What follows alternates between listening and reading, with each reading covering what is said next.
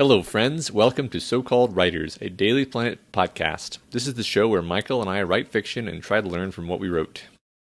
Yes, Matt. The game is simple. We generate three random nouns and a random word generator, and then spend exactly 30 minutes writing a short story that prominently features those three words. And then we discuss the stories we wrote and try to learn something from our experience.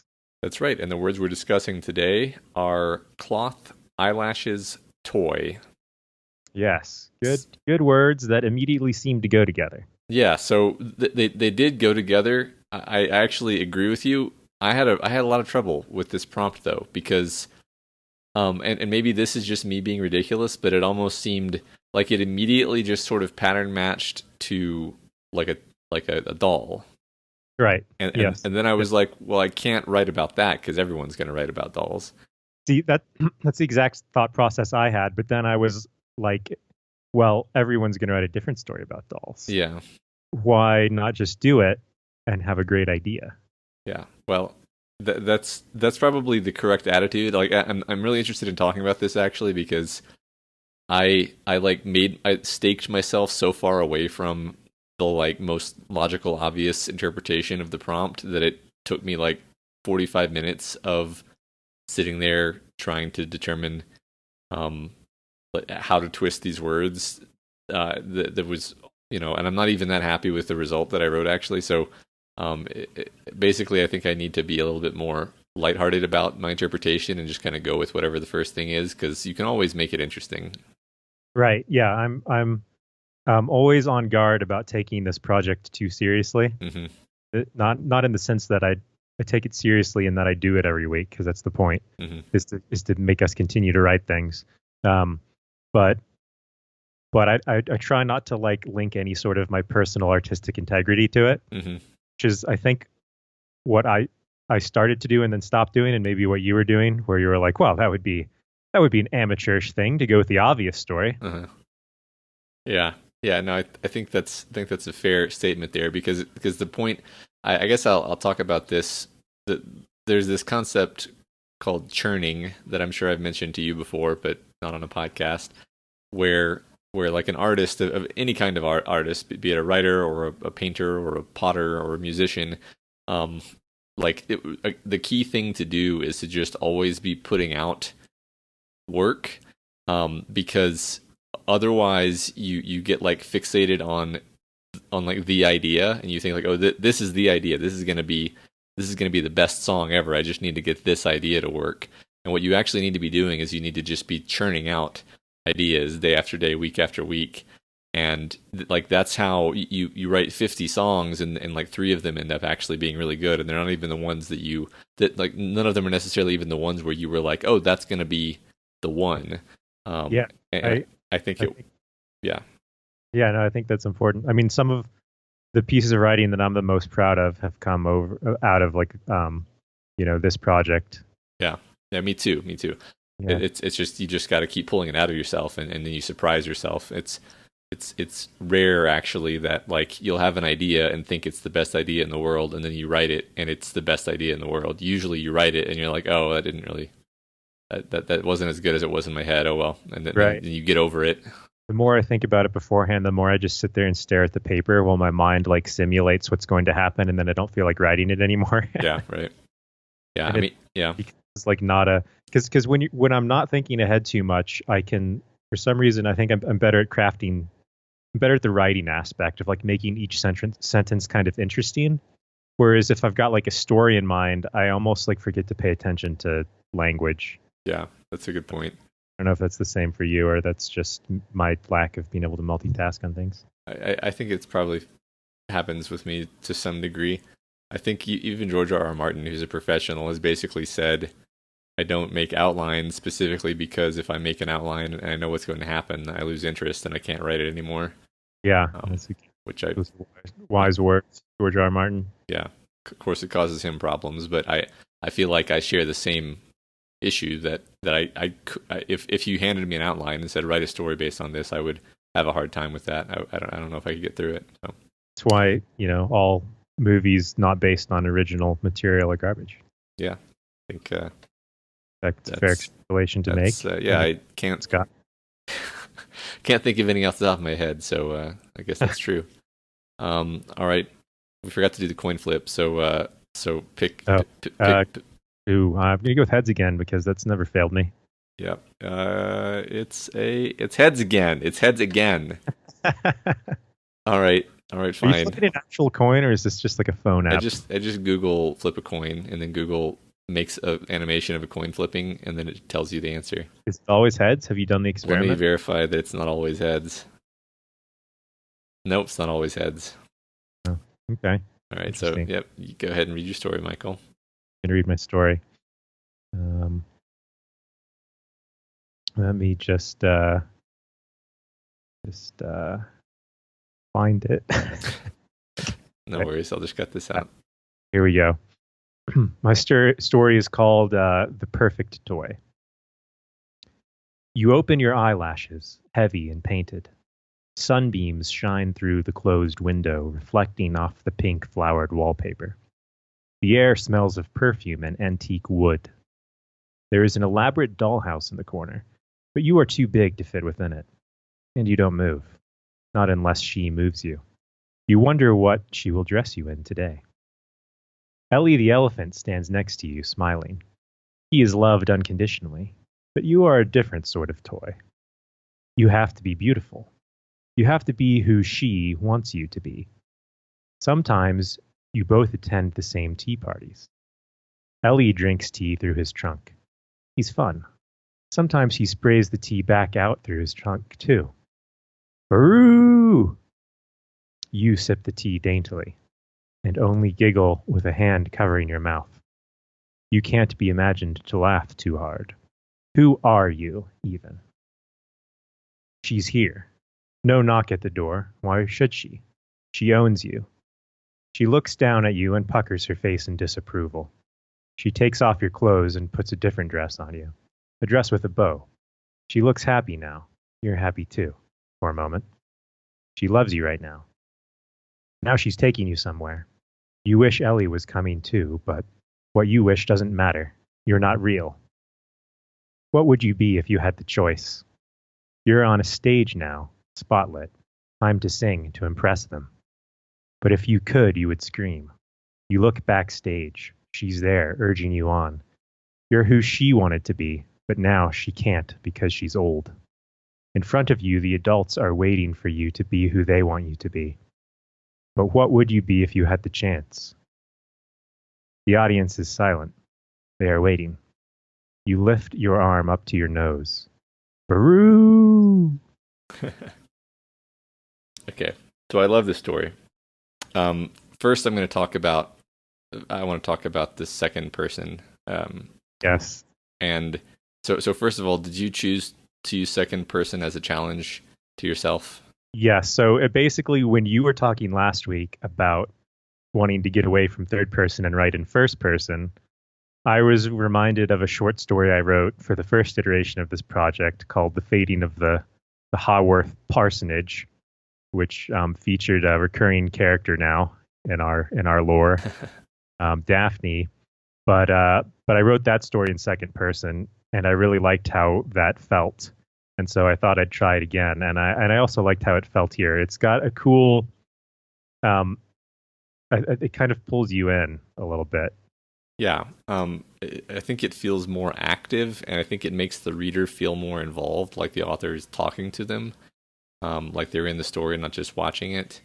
Right. And that's, I mean, what always comes to my mind is how it's employed in Blind Sight, where that's like a third person narrative, but then the narrator actually talks to you sometimes, so then it becomes second person. Yeah. Imagine you are Siri Keaton. Right. Yeah. Yeah. And yeah.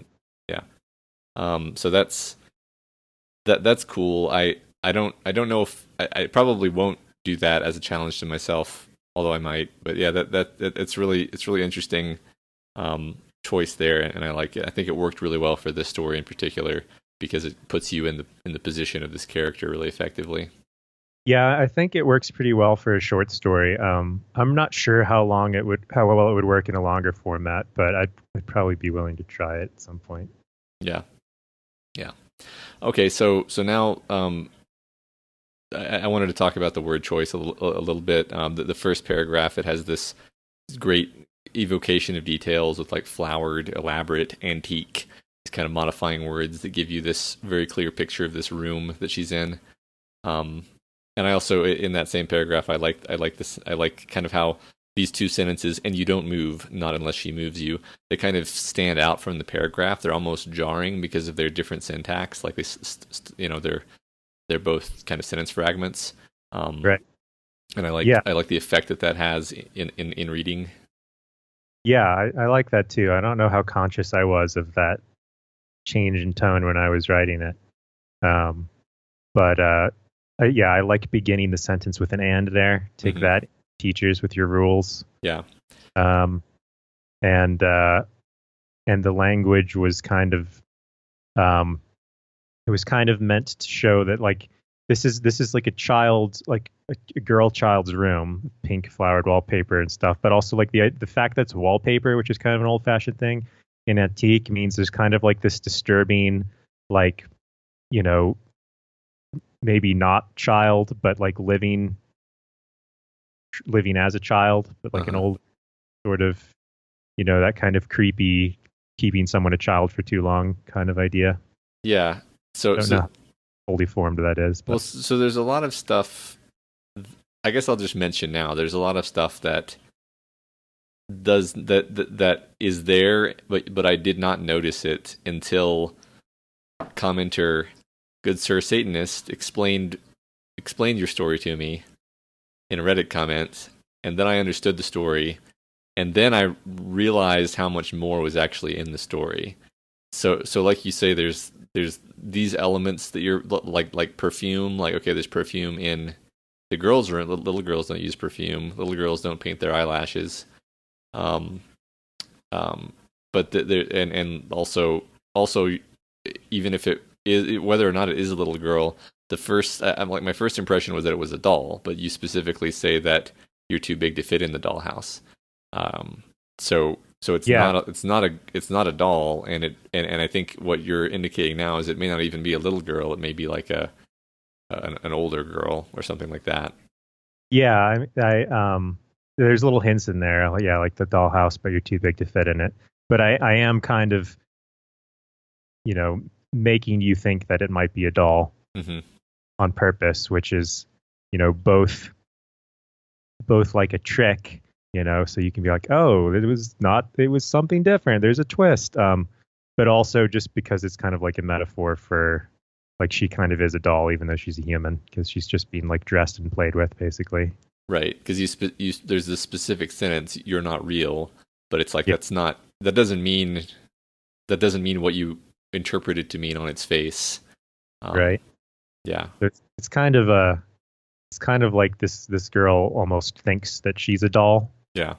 Because of whatever her experience is. I like to write stories, especially in the second person, about people who are on the edge of a madness, but not there. Clearly, the ending of this story is kind of like a victory for the person's humanhood and insanity. Yeah, I like that, and I think that works whether or not you grasp that she's a doll, or that she's not a doll, rather. So yeah, like the one element that you employ to make this all work is that you only sort of tangentially refer to the she, which she you at first think is like the girl who owns the doll, and then at the very end it says, you know, you're who she wants you to be, but now she can't because she's old.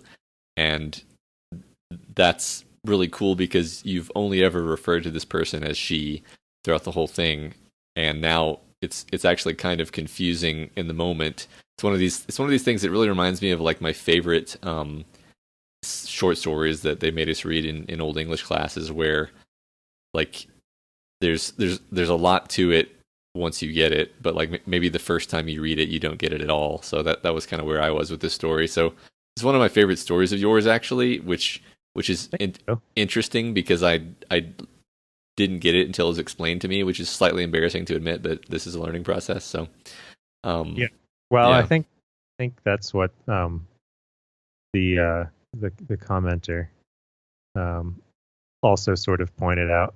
And I don't know if I should be pleased that it takes a couple readings to get the details, or if that's a weakness in that, well, it should be clear, or is it kind of a delight to discover things not immediately? Probably there's some truth to both.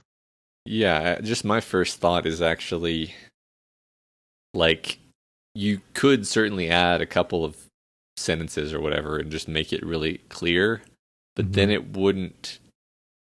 Wouldn't be as much of a discovery. it wouldn't be as much of a discovery and it wouldn't be as delightful. It would just be like because the moment because like the moment when I did finally get it, and then I kind of like excitedly went back through the story and put it all together, and maybe then went through it again and got even more that time. Like that was actually, that's the kind of like rewarding experience that really is fairly rare for someone like me who doesn't read a lot of literary fiction.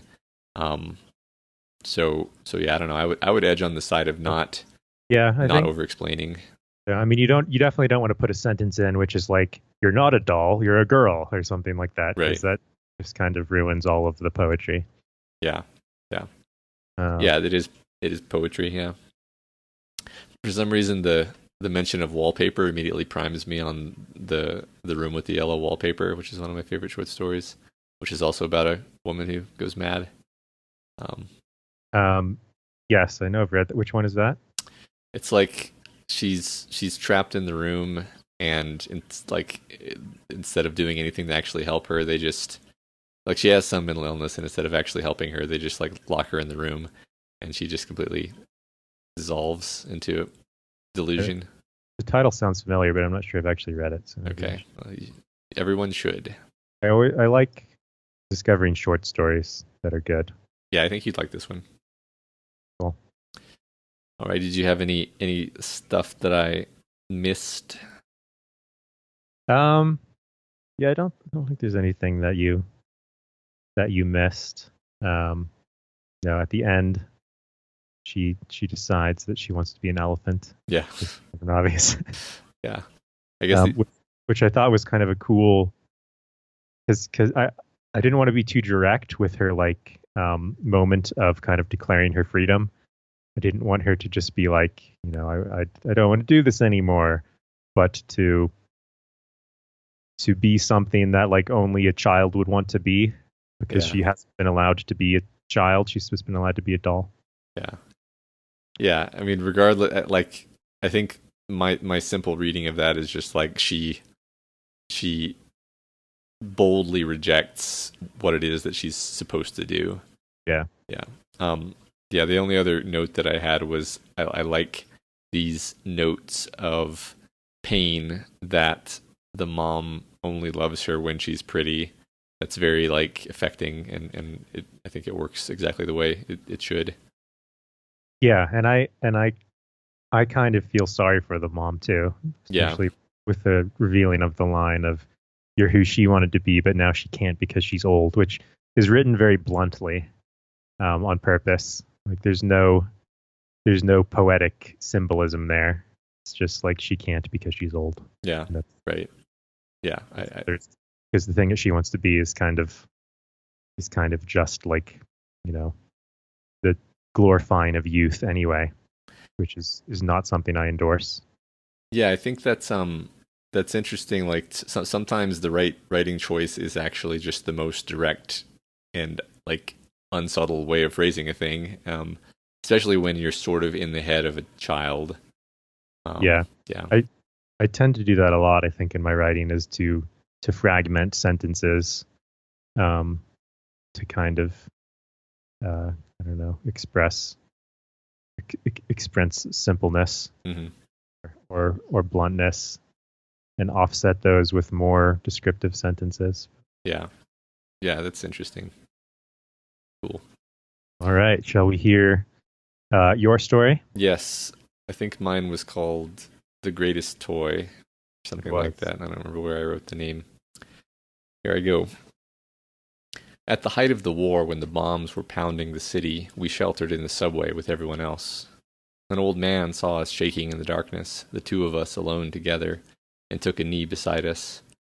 "Can I show you the greatest toy there ever was?" he said. Our attention thoroughly captured, he pulled a small parcel from his coat and unfolded it. 32 fanciful pieces he drew out, black and white. Then he placed the checkered cloth on the yellow-striped concrete between us and arranged the pieces in a pattern we would come to find more natural than the shape of one another's faces. There in the dimness he showed us the basics, pawns and knights and kings. We were engrossed. We couldn't even hear the bombs. We never saw him again. After the war we were sent to the colleges. We had no money and no family left, but the mandate provided for our education to serve useful roles in the new world. Despite being sent to different campuses, we called each other over comms twice a week, the maximum frequency permitted by the administrators. Toys were contraband, so we taught ourselves to keep the boards in our heads, to track the moves with only words and thought. In the Fourth War they sent her to the northern front and me to the western, and we could not use comms, but since we were family they let us send letters. It could take a week between moves. Once there was no word from her in a month. I thought she must be gone, scoured away in the P array attack we had gotten word of. I volunteered for the Bident assault, not expecting to survive. I couldn't stand for the game to be left unfinished. I survived, and when I was healed and repaired, I found that her next move was in my mail, alongside my commendation as a hero. I would later learn that her move had come late because her detachment had been surrounded and undergone bombardment on the heights for 3 weeks solid, and she was one of a scattering of survivors who had fought their way out through the perimeter in an ancient las tank. She never mentioned this to me, just as I never mentioned my injury to her. After the war we were ennobled as administrators, and we were able to speak more frequently, but we only ever spoke of the game. Ideas and insights, or, more often, just the moves themselves, rapidly or slowly, as the current mood dictated. We would have been permitted view speak, but neither of us ever asked for it. I could still see the flutter of her eyelashes in the dimness of the subway as she contemplated a move, the knit of her eyebrows as a clever stratagem came upon her. After the Eighth War, I was assigned to a survey vessel and sent out. I beam my moves back to her now through turbid space. Our games stretch between galactic arms, and what we share is truly the greatest toy there ever was. I really love the our games stretch between galactic arms. Good. Sort of line at the end there. Thank you. Yeah, I think I worked on that for a while because it was clear to me that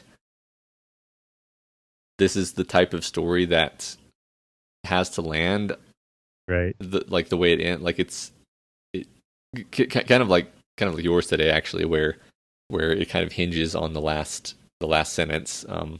Whereas I think my story last week didn't really hinge on the last sentence. The last sentence was almost unnecessary. I don't think this story hinges on the last sentence. Okay. I think it kind of builds up a meaningful picture throughout the whole thing. Okay. Like it progresses like in technology throughout the story, which is an interesting aspect of it, and how many wars there are, and how like it goes from being like letters to like phone calls or view calls to being beamed through space, through turbid space, which is another great description that you didn't need to put the word turbid in there, but you did, and it makes it way better. Okay. Your language, like throughout, was actually really cool. It has kind of like an old-fashioned feel to it, actually, which I don't know if you were doing consciously, but a lot of like the length of your sentences, mm-hmm. and the amount of sort of descriptive words you use, I think is stands out in a way that really kind of defines the style here. Yeah, in terms of style, I suppose I was going for some kind of like anachronistic sci-fi feeling where, as you say, like I was semi-intentionally making it so that the first couple paragraphs you could actually think that this was World War II. Yeah. Except I added the detail that it was like yellow striped concrete, which I like imagine as being a more like modern thing. Interesting. Not that that's the huge deal. But I was trying to indicate that it's closer to the modern day, and then like I think I was definitely trying to do a thing where I was only sketching this sort of terrible war torn sci-fi world in the margins of the actual story. Like, that was definitely an intentional thing where like I don't really care whether or not the reader gets like the exact accurate view of what this world is like, so much as what the relationship between these people is, and the fact that their world makes it very difficult for them to live, and to be close, and have what they want. Right. I like a lot of times when you put in a bunch of science fiction elements, and type of elements I mean are like, you know, lasers and P arrays maybe. Mm-hmm.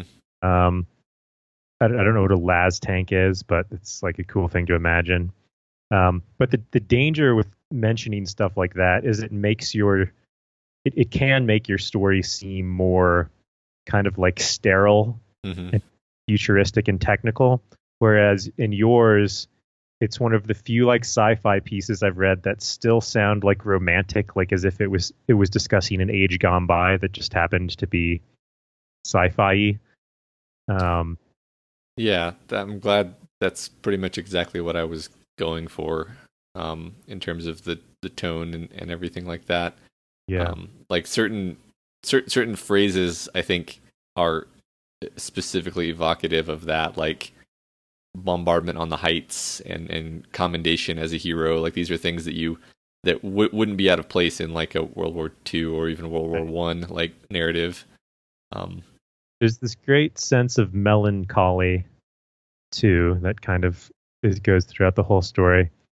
And I almost feel like the game or the toy or the chess or whatever, is not glorified here as the greatest toy there ever was. I almost get the sense that this world has like torn these two characters apart, which is like a tragedy, but they kind of like don't realize it, or they do realize it, but there's nothing they can do about it.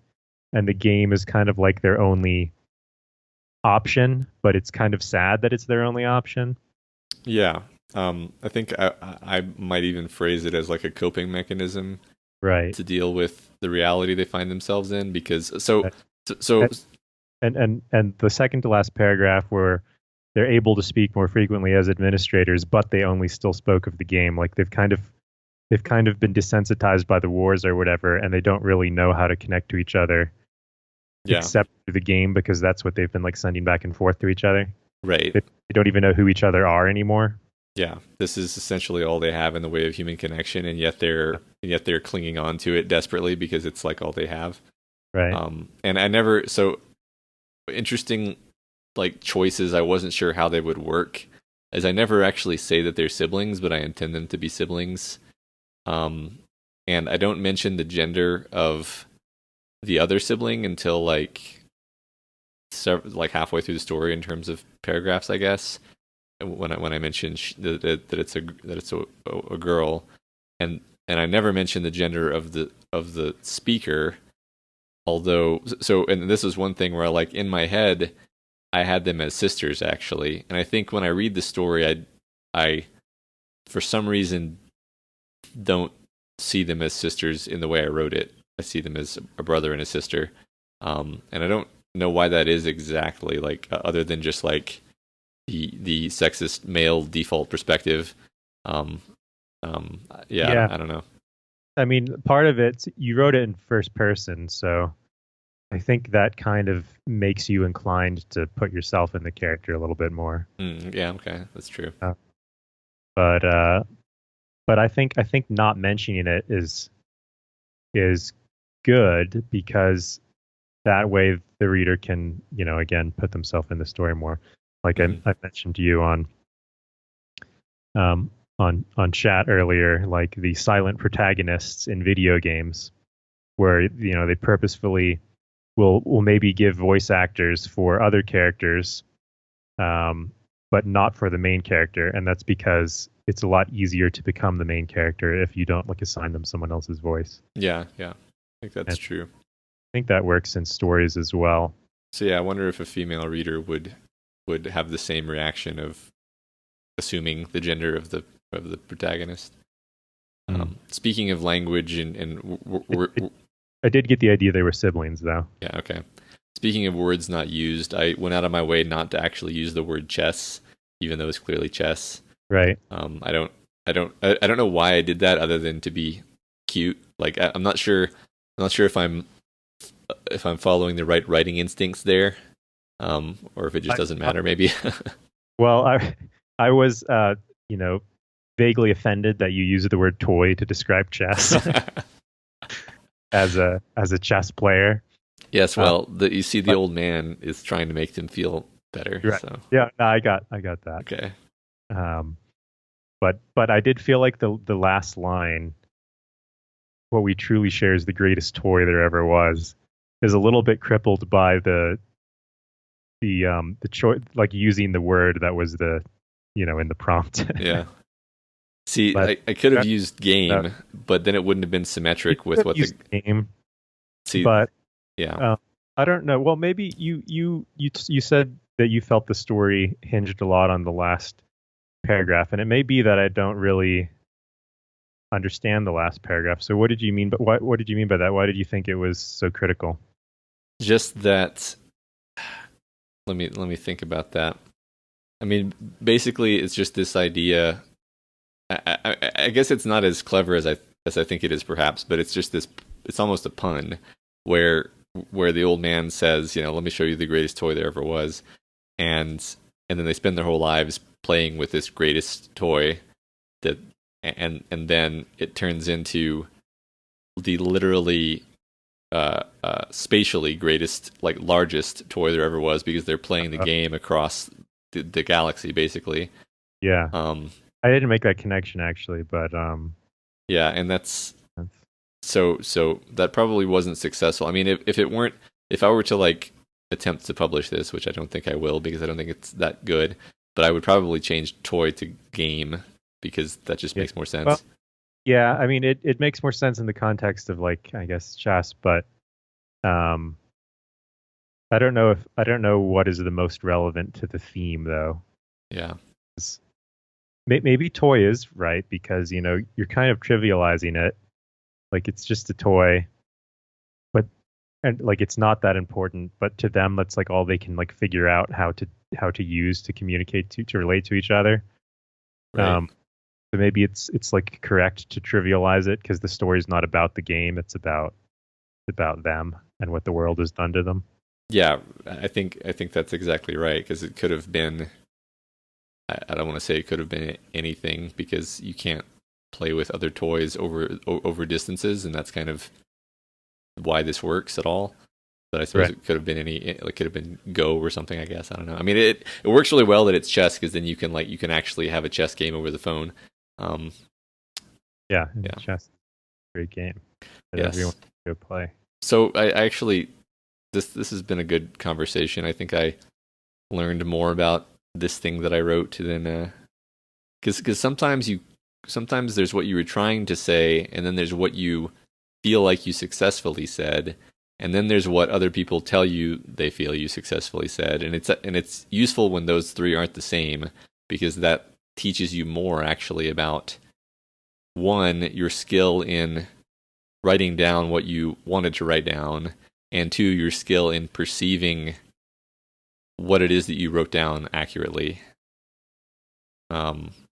Yeah, and it's just always fun to hear someone else's kind of interpretation. Yeah, cool. Because I think I like a lot of interpretation, especially of these short stories, which are like purposefully underdeveloped, right? You just kind of throw in things, and a lot of the interpretation kind of comes from the reader.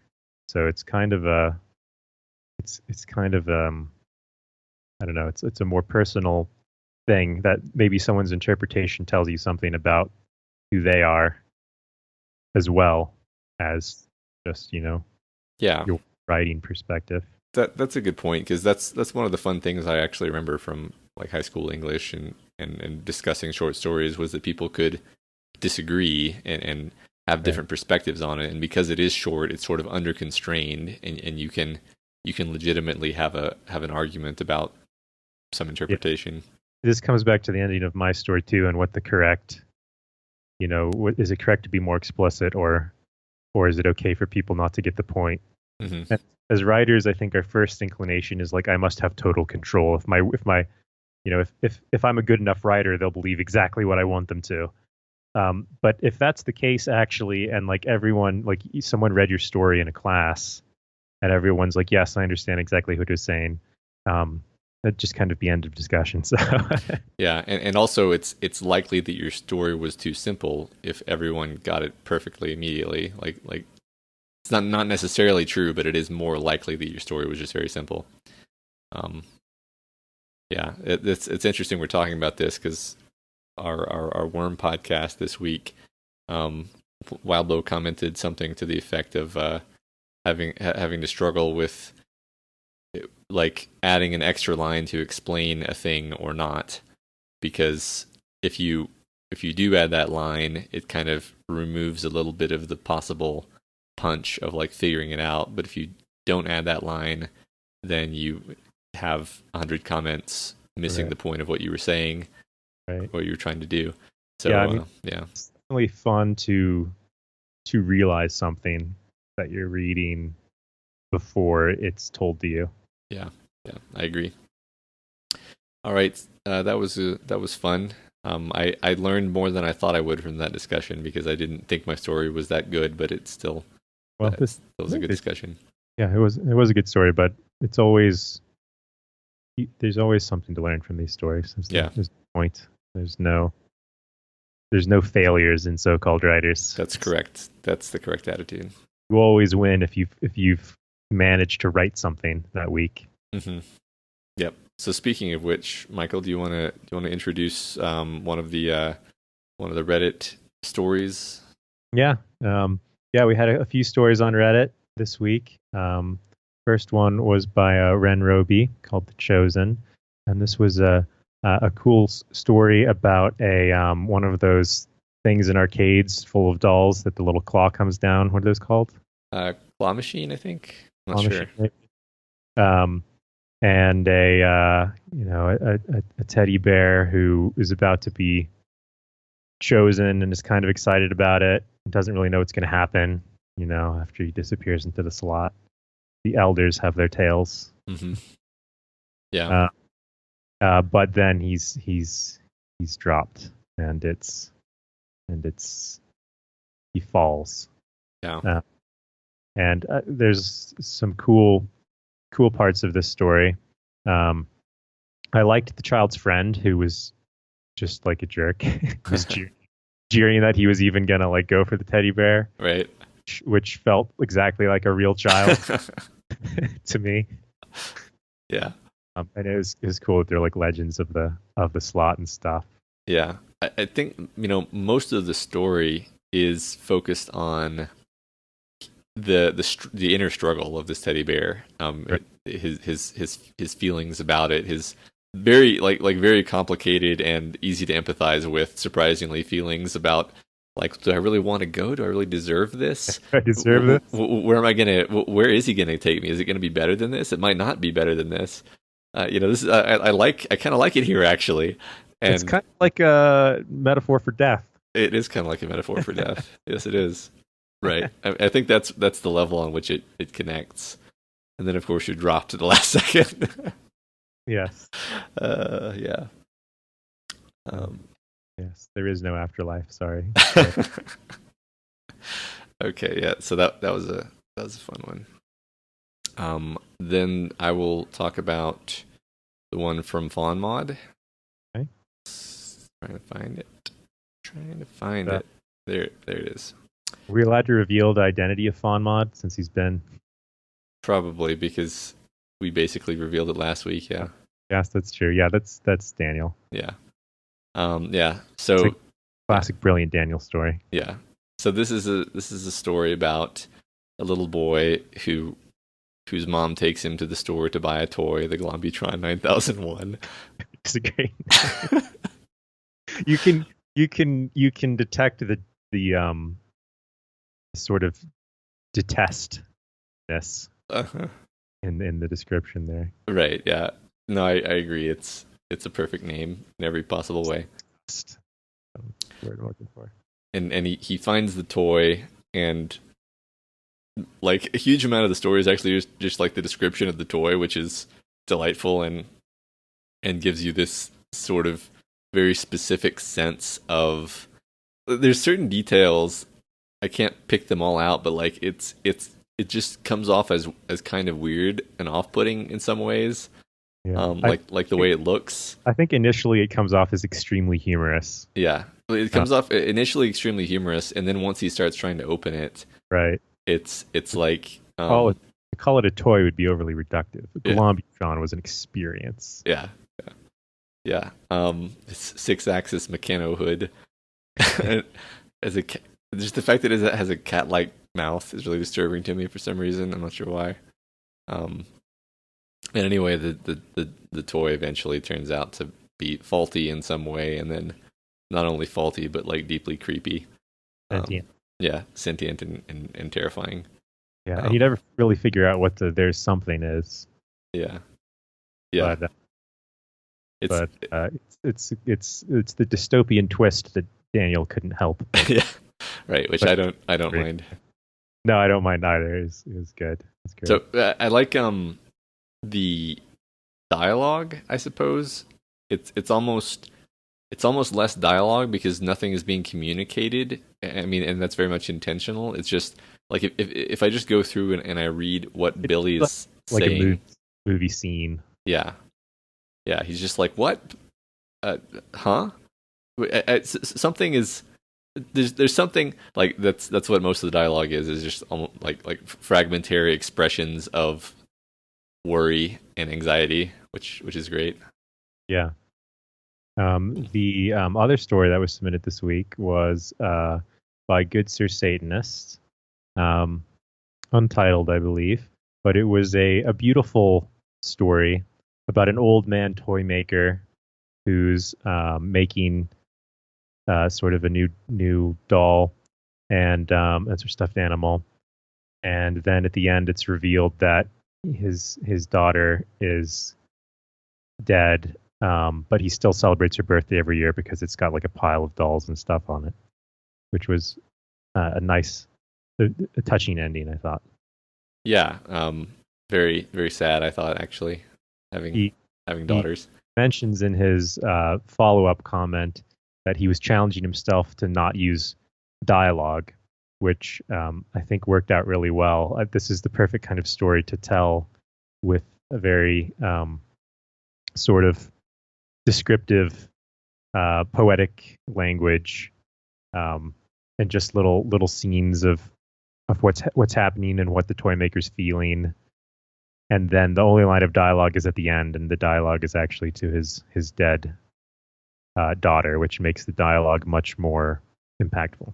Yeah. Kudos, Good Sir Satanist, on imposing an extra challenge on yourself. I think that's definitely where I always tend to like learn more. Is I you stipulate that you're going to do it a certain way, and I think I'm not sure at what point I like guessed that this was going to be a sad story. I think it wasn't until relatively late, which is good. I think it because most of it focuses on just making the bear and the choices. I could feel a sort of somber tone from the beginning. Mm-hmm. I didn't know exactly where it was going to go, but it's cool to write just kind of a sad little story, without having to make it some crazy twist or whatever. I'm kind of realizing in my own short stories that I have this formula that works that is potentially stopping me from innovating further, which is to kind of always have this little twist at the end that makes the short story feel like it has a point suddenly. Mm-hmm. Which this story doesn't do that at all. It just kind of builds. It's kind of saying the same thing and revealing a little bit more each time, but kind of the whole picture is what's important here.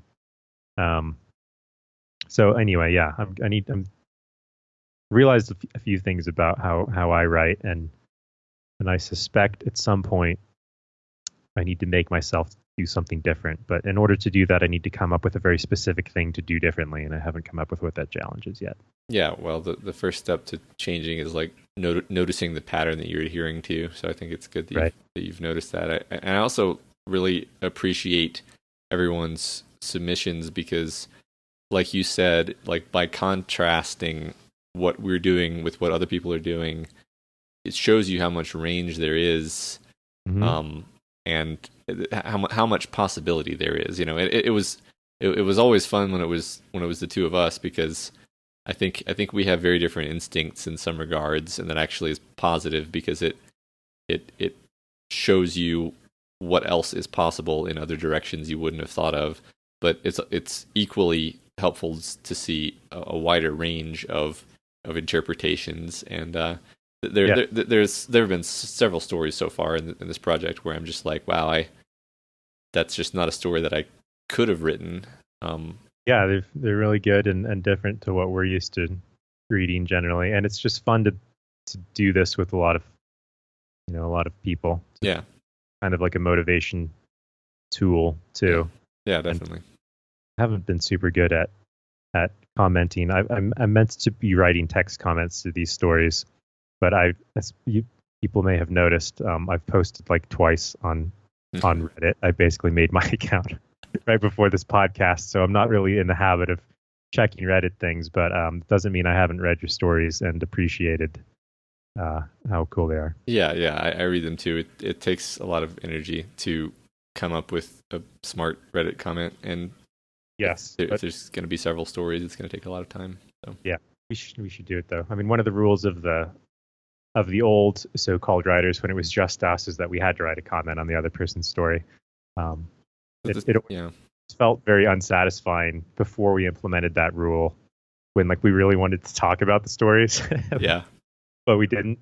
yeah. Uh, Well, yeah. I mean, feedback is highly motivating. That's yeah, I think that's maybe something we never mentioned explicitly, but like it's not just write a story every week with the 3 words. It's then talk about it, and like that's the part that's exciting and motivating to me. I could probably like grimly force myself to write a story every week, but I wouldn't like yeah, it wouldn't be something I looked forward to in the same way that I do this. right. Yeah, I couldn't even make myself do it probably. All right. Okay, cool. Any more comments about the Reddit stories? That's it. Not a lot of Reddit submissions this week. Yeah. That wraps up the show, but let's go ahead and spin the wheel. Maybe we'll get some words this week that inspire people to post more stories. All right. The 3 words this week are pretty crazy. Uh, Notoriety, parallelogram, and skirt. Notoriety, parallelogram, and skirt. Well, Parallelogram is a doozy. that is a unlikely sequence of random words. There's gonna be some stories about geometry teachers, Yeah. Well, maybe. now that you've said that, Oh, now there can't be. now there won't be any. All right. Well, thanks everyone. You can post your story submissions at reddit.com/r/so-called writers, and we look forward to reading them. See y'all next week.